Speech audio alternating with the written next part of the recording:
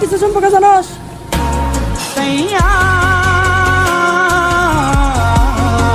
তুই আমার সামনে যেন আর কখনো না পড়স।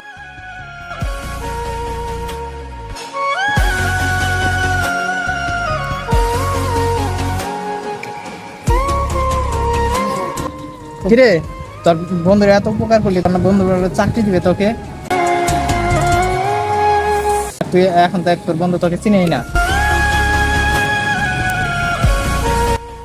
হ্যাঁ রাসেল, এই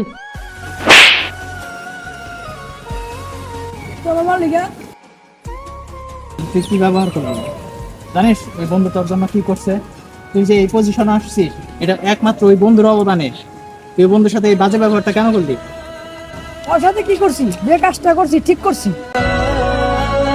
তো মালির বাচ্চা, চাকরের বাচ্চা।